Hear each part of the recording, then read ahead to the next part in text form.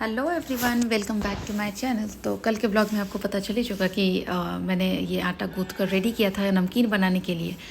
लेकिन कल मतलब मैं बना नहीं पाई, ऐसा ऐसा सब कुछ हो गया, कुछ ना कुछ काम आए जा रहा था, तो फिर टाइम ही नहीं मिला। तो फिर मैंने वो आटा जो भी था ना उसे मैंने रख दिया था फ्रिज में। और उसके बाद मैंने सोचा कि चलो कल बनाएंगे, क्योंकि रात को भी ना बहुत लेट तक काम करने पड़ गए।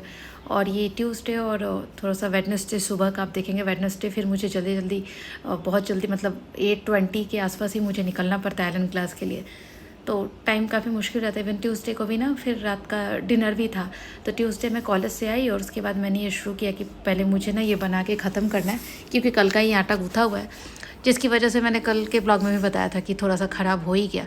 तो हाँ, अभी जब मैं बनाने बैठी तो थोड़ा सा ना मतलब जैसे बोलते हैं ना कि सॉफ्ट हो गया था, नरम हो गया था, वो जितना क्रिस्पी नहीं हुआ जितना जैसा नमकीन बनता है। बट लास्ट में फिर मैंने कुछ दूसरा ट्रिक लिया, उसके बाद फिर बनाने की कोशिश की, तो उससे चलो बन गया था। तो यहाँ पर ना मैं कल के ब्लॉग में बताया था कि जब ये मैं आटा गूँथ रही थी तब मैंने गुल्लक स्टार्ट किया था। तो इस यहाँ भी काटने के लिए इसीलिए मैं हॉल में लेकर के आ गई कि चलो अपना गुल्लक ना भी कंप्लीट हो जाएगा और फिर ये भी बन जाएगा। क्योंकि ऐसे तो टीवी देखने का पता नहीं कितने सालों के बाद ना टीवी देख रहे हैं, क्योंकि घर में जब बच्चे हों तो कार्टून चैनल ही चल रहा होता है, दूसरा कुछ तो चलता नहीं है। तो यहाँ पर फिर मैंने ना ये जो पहला वाला मैंने जो निकाला तो मुझे लगा कि थोड़ा मोटा हो गया। तो फिर मैंने सोचा कि चलो अभी अच्छे से ना फिर थोड़ा फाइन पतला पतला स्ट्राइप कट करेंगे और फिर बनाएंगे। तो ये आटा सॉफ्ट होने की वजह से, एक्चुअली मैदा वाला होता है ना, तो मैदा वाला आप पतला भी बनाओगे ना, उसे पतला भी बेलोगे ना, तो वो फूल के ना मतलब वैसा सॉफ्ट नहीं होता जैसा कि यहाँ पे ना ये आटा वाला बहुत जल्दी नरम भी हो जाता है। तो लेकिन मैदा खाने से तो अच्छा है कि आप इसी को अच्छे से बनाओ। तो पतला पतला काट के ना इमीडिएट अगर गूँथ के इसे आप बनाओगे तो वैसा ही क्रिस्पी होता है। और ना मतलब मैदा वाले से तो ज़्यादा टेस्ट भी आता है। मैदा वाला ना उतना ना मतलब वो एक जो बोलते हैं ना, एक सोंधी खुशबू जो आती है ना कोई भी चीज़ फ्राई होने के बाद, जैसे पूरी और पराठे की, ठीक उसी तरह से स्मेल इसकी भी आती है, क्योंकि इसमें अजवाइन और फिर कलौंजी हम डाले हुए होते हैं इसलिए। तो यहाँ पर मैंने एकदम पतला पतला इस पर कट किया था। तो वही आटा जो थोड़ा सा सॉफ्ट हो गया था ना रखने की वजह से, तो इसीलिए उसे काटने में भी थोड़ा टाइम लग रहा था और बहुत ना मतलब ध्यान से कट करना पड़ रहा था, वरना ना वो स्टिकी हो जा रहा था और फिर करेक्ट शेप में नहीं रह रहा था। तो यहाँ पर मैंने कुछ भी फिर मैंने सोचा कि चलो इतना पहले ना फ्राई करते हैं, उसके बाद देखते हैं कैसा हो रहा है। तो ये देखिए यहाँ पे तेल में डालने के बाद वो छूट छूट कर मतलब अलग हो गया था। बट ऐसा लग रहा था ना कि स्टिकी होने की वजह से ना थोड़ा मोटा हो गया है। और एक्चुअली में क्या होता है ना कि जब ये नरम हो जाता है ना, तो आप अगर उसे तेल में ये फ्राई करते भी रहो ना, तो थोड़ी देर के लिए आपको लगेगा कि ये रेड हो ही नहीं रहा, और इमीडिएटली ना मतलब लास्ट मोमेंट पे इतना ज़्यादा ब्राउन हो जाएगा कि ऐसा लगेगा कि अरे थोड़ा ज़्यादा ही फ्राई हो गया, इसे थोड़ा कम ही होना था। तो यहाँ पर मैंने इसे निकाल लिया था और फिर मैं सोच रही थी कि अब इसका थोड़ा करूँ क्या, कुछ तो ठीक करना पड़ेगा। तो ये देखिए यहाँ पे ये वाला निकलने के बाद ऐसा लग रहा था कि ज़्यादा फ्राई हो गया। उसके बाद ना मैं सबको लेकर के इधर किचन में ही आ गई। पहले वाला जो आप देखिए ना उस प्लेट में मैंने वैसे ही छोड़ दिया उसे, कहा कि लास्ट में उसे फिर से ना रोल करके फिर से दोबारा काटेंगे। तो यहाँ पर मैंने क्या किया कि इस सेल्फ पे ही ना मैं एक एक बेलते जा रही थी और इमीडिएटली तेल में डालते गई, तो वो वाला ना अच्छा सा बना। शुरू में एक दो ख़राब हो गया था, तो वही थोड़ा सा टाइम देना पड़ा। फिर मैंने फटाफट उठा करके ये डालते चली गई। तो बनने में ज़्यादा टाइम लगता नहीं है, 1 घंटे में चाहो तो आप आटा गूँथ के इसे बना करके और फ्राई कर भी लोगे। तो यहाँ पर मैं उसे तेल में डालते जा रही थी, उधर फ्राई भी हो रहा था और इधर बेल करके दूसरा भी मैं रेडी कर रही थी। तो अभी बच्चे स्कूल से आए नहीं थे ना, इसलिए मुझे था कि नहीं सॉरी, ये तो शाम का था, बच्चों को पार्क में मैंने भेज दिया था खेलने के लिए। मिस्टी को मैं बोली कि तुम भी लेकर के जिया को लेकर के नीचे चली जाओ, ताकि मैं इधर जल्दी से ना सारा काम कर लूँ, क्योंकि बच्चे होते हैं ना तो काफ़ी डिस्टर्बेंस हो जाती है। तो ये देखिए यहाँ पे ये काफ़ी अच्छा सा इसका कलर भी आप देख ही रहे हैं। तो ये अच्छे से फ्राई होकर के आया था। तो ये ना मतलब एक ऐसा स्नैक्स है ना जो शाम को चाय के साथ भी अच्छा लगता है। इमीडिएटली अगर कोई गेस्ट भी आ गया तो उस वक्त भी आप चाय के साथ दे सकते हो। उसके बाद शाम को संगीता आ गई थी, तो आज मैंने सोचा था कि ये ट्यूसडे है तो लाल चीज़ ना कुछ खाते हैं, तो इसके लिए चलो बीट रूट पराठा ही बना देते हैं। और इधर डिनर हमारा रेडी हो गया था। ये पराठों में आप देख रहे हैं ना, उसमें मैंने तिल दिया है, वाइट तिल। फिर भिंडी का भुजिया और इधर आलू गोभी की सब्ज़ी मैंने बनाई थी। तो ये डिनर भी हमारा रेडी हो गया था। और उसके बाद ना ये वेडनेसडे सुबह, तो वेडनेसडे सुबह का ना मैं 5:15 ही उठ गई थी, क्योंकि मुझे आइलैंड क्लास जाना होता है, बच्चों को भी रेडी करना होता है। तो मतलब वेडनेसडे को ना काफ़ी ज़्यादा सुबह से ही ना भागम भाग मची होती है। तो सुबह उठते ही सबसे पहला काम होता है घर में झाड़ू लगाना, क्योंकि घर बासी होता है। बोलते हैं ना, उससे पहले ना आप दूसरा कोई काम नहीं करना चाहिए जब तक आप झाड़ू ना लगा लो।